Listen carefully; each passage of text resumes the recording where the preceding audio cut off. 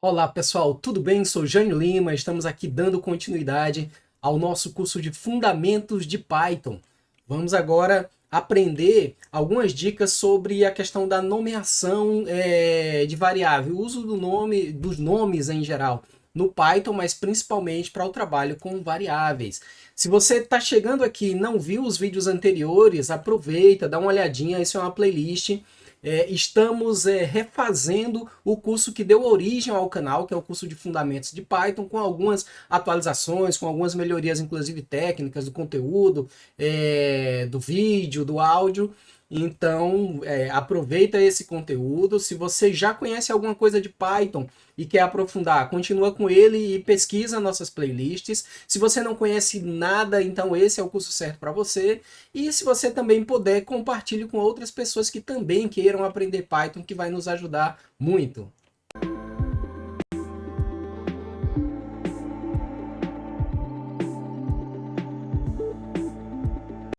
Opa, olha aqui de volta. Pessoal, eu acabei de finalizar o vídeo da aula de hoje, mas resolvi voltar para dar um recado. Essa aula é a quinta aula. A quarta aula, de propósito, eu pulei. A quarta aula, se vocês olharem no descritivo dos vídeos da primeira, segunda, terceira e dessa aqui também, é uma aula teórica sobre a visão geral do Python, das linguagens de programação, diferenças entre o Python e outras linguagens. É um conteúdo extremamente relevante para que você entenda o que você está fazendo com maior profundidade e que para você saiba como comparar se você vem de outra linguagem, como você entender o funcionamento do Python e a diferença entre linguagens compiladas, linguagens interpretadas, o que tem de bom e o que tem de ruim em cada uma delas. Mas essa aula eu só vou fazer se eu receber ao longo dos próximos vídeos, seja nesse, seja nos que passaram ou nos anteriores, comentários falando, Jânio, faz lá essa aula para a gente ter essa visão também. Então eu vou esperar os comentários, tendo comentário nesse vídeo, ou nos outros, como eu falei, pedindo essa aula, eu vou disponibilizar. Ela vai ser gravada e vai ficar aqui em stand-by, guardadinha, para a gente verificar se vai ser ou não publicada. Então, pessoal, vamos continuar aqui agora com algumas boas práticas para dar nome às variáveis. Como eu falei, uma variável é um local na memória do computador ou uma forma de você armazenar conteúdo em um local da memória do computador. Para isso, você precisa de um identificador ou nome para aquela variável, e a gente já viu alguns exemplos simples no nosso primeiro vídeo. Mas eu vou começar exatamente mostrando como eu fiz algumas coisas erradas em vídeos anteriores. Eu fiz lá algumas vezes assim, ó, A igual a 2, B igual a 2, por exemplo. Então esse é o primeiro cuidado que você deve ter. O Python, ele aceita diversas formas de você nomear variáveis. Porém, uma das coisas que você deve ter cuidado é em dar nomes como esses, apenas letras que podem não significar nada quando você estiver executando o seu programa e muito menos quando alguém estiver lendo o seu código-fonte. Então, para evitar isso, sempre dê algum nome significativo. Por exemplo, vamos dizer que são valores aqui. Então, valor 1, por exemplo, igual a 2, valor 2 igual a 3. Aqui já é muito melhor do que você colocar apenas uma letra. Outra coisa, eu posso ser mais preciso. Esse valor que eu estou fazendo, sei lá, é salário de uma pessoa, então que eu estou falando. Então você vai lá e coloca o salário da pessoa tal, ou o salário do código que você está criando é igual a 5.000. Então você vai aprofundando no nível de explicitação ou clareza do objetivo daquela variável. Então, isso é uma primeira boa prática. Por mais que o Python aceite essa forma aqui, ou essas que já são um pouco melhores, mas ainda podem perder sentido quando você estiver fazendo um cálculo mais complexo, um código mais longo, vai dando lugar a você chegar a situações como essa aqui. Uma outra coisa que pode se fazer aqui é você, por exemplo, eu tenho uma variável que o nome dela é composto.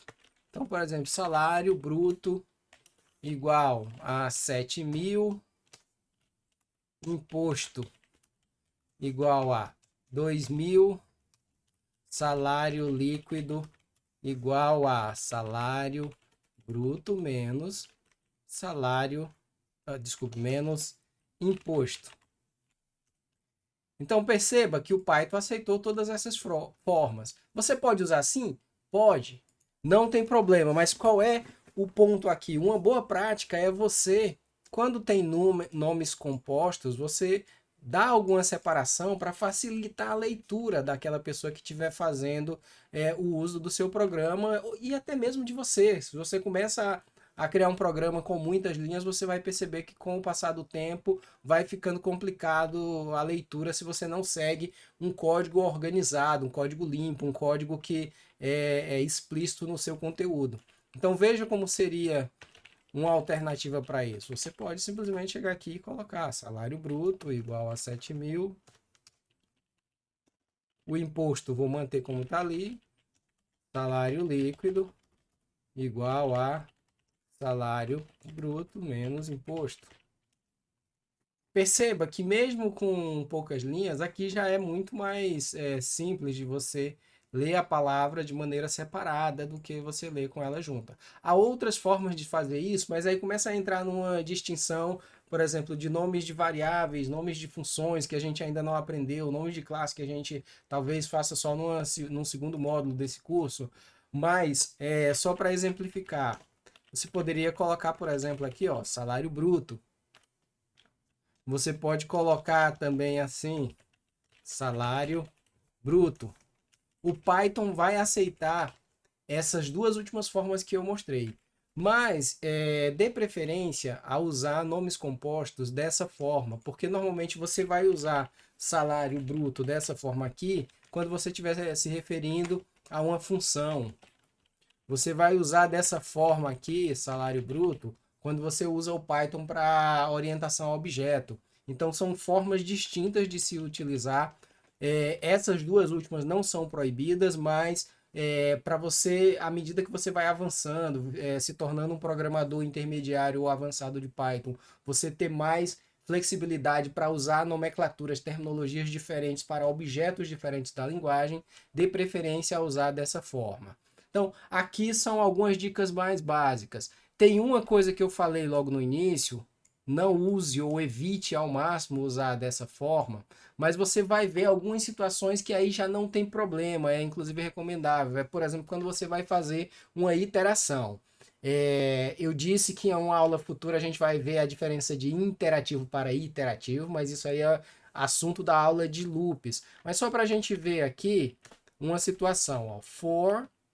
Essa palavrinha a gente não aprendeu ainda. Não vou explicar no detalhe aqui, mas você vai só perceber aqui o seguinte: for e in range 0 até 5. Dou um enter, print e dou 2 enters. O que ele fez aqui? Eu criei uma variável que ela vai ser usada como um coringa ou como uma variável auxiliar para um loop. E aí ele vai atribuindo a cada rodada desse loop, ou seja, cada vez que ele vai passando por isso aqui, ó. Isso como é que a gente leria? Para a variável i dentro do range, né? Dentro dessa escala aqui, de 0 a 5, você faça a impressão do valor de i a cada passada, a cada passo desse loop. Então ele vem aqui, a variável i começa em 0, depois em 1, em 2, em 3, em 4. O for, ele ignora o último número. Então ele vai, na verdade, o loop vai até 5, mas o último número ele não usa no seu código. Então ele vai do 0 ao 4. Sempre pega o último número e ele vai fazer o último menos 1. Então, de qualquer modo, assim, depois eu vou explicar com mais detalhe, mas é só para você entender o seguinte. Nesses casos aqui, você pode, e é inclusive muito comum nos programas em Python, você usar algumas letras, o I, o K, o J, como sendo uma variável que você não declarou ela em lugar nenhum e você vai usar apenas como um contador para te auxiliar nos loops. Os loops sempre precisam de algum contador, e esse contador, para você não criar algo aleatório, você bota uma letrinha só, normalmente se usa essas letras, I, K e J. Não é obrigatório também, você pode colocar outras variáveis aqui, outros nomes de variáveis, mas deixa o código mais simples e não entra em choque com essa observação ou essa recomendação aqui. Uma outra coisa que agora essa já não é recomendação, essa é proibição. O próprio Python não vai permitir que você faça. Veja que a gente fez aqui, ó, valor 1 recebe 2, valor 2 recebe 3. Se eu quiser fazer aqui, por exemplo, ó, um val ou um valor recebe 2, o Python não vai me permitir. O que é que ele está dizendo aqui? Que eu estou usando uma sintaxe errada. Essa sintaxe é o seguinte: há uma restrição, é proibido começar o nome de uma variável com um número. Então você não vai conseguir. Uma outra coisa, que pode ser qualquer número, 197 valor, sempre vai dar esse erro. Você não pode, por exemplo, também usar esse caractere aqui, ó, valor. Ele também vai te dar um erro. Eu vou deixar um link com a documentação de palavras que você não pode utilizar, de símbolos que você não pode utilizar, dessas boas práticas que a gente está fazendo aqui, para que você possa, lendo em mais detalhes, você ver outras recomendações. Para o nosso nível de um curso básico e ainda nas primeiras aulas, eu acho que isso aqui é suficiente. Só uma última dica de palavras que você tem que ter cuidado é o seguinte: você vai aprender com o passar do tempo nomes de funções, nomes de instruções, como for, nomes, por exemplo, como o int que a gente aprendeu na aula anterior. É, então, esses nomes que são usados para comandos, para instruções do Python, tem alguns que são terminantemente proibidos, você não pode utilizar.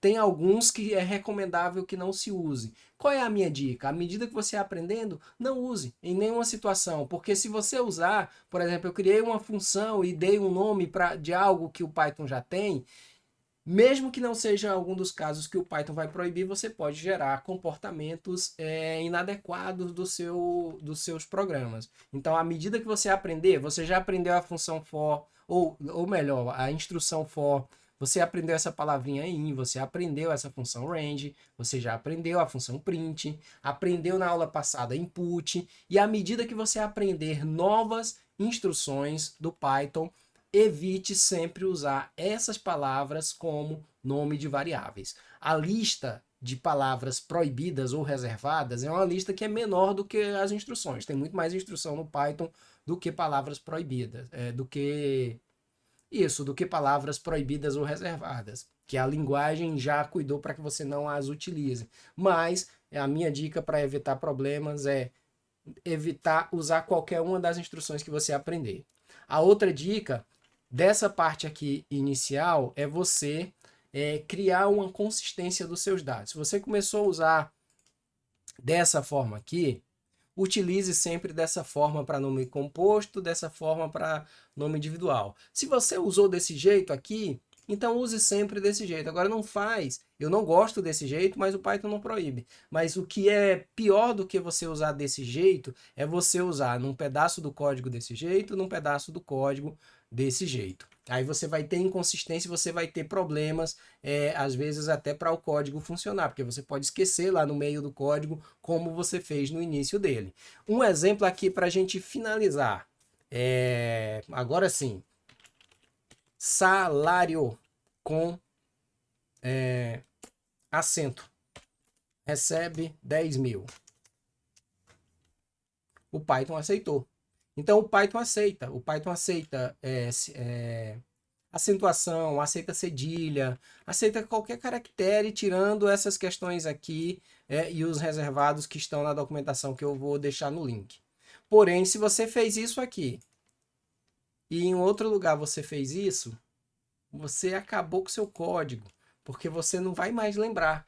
E aí você vai ter problemas sérios. Então, assim, eu tento evitar sempre usar qualquer tipo de acento ou de caractere muito estranho dentro dos nomes. Usa sem acento mesmo. E se você está trabalhando no futuro, você aprendeu, desenvolveu, virou um programador avançado, você já vai estar fazendo isso provavelmente. Mas cria esse hábito desde agora. Mas uma outra coisa é até se você chegou nesse nível mais avançado e está trabalhando com a equipe internacional, vai trabalhar normalmente com as palavras em inglês, que aí você vai conseguir ter consistência com equipes trabalhando em lugares diferentes. É claro, cada empresa vai ter alguma recomendação. Eu uso sempre no português mesmo, exceto quando eu estou criando códigos para o mestrado, alguma coisa que realmente a gente precisa que seja lida por pessoas fora do Brasil. Mas a consistência do seu código vai ajudar você a ter códigos que sejam compartilháveis, que sejam manuteníveis, né, que possam receber manutenção de outras pessoas e não só de você, e para que você mesmo consiga fazer sempre o seu código funcionar e lembrar do que está acontecendo dentro dele.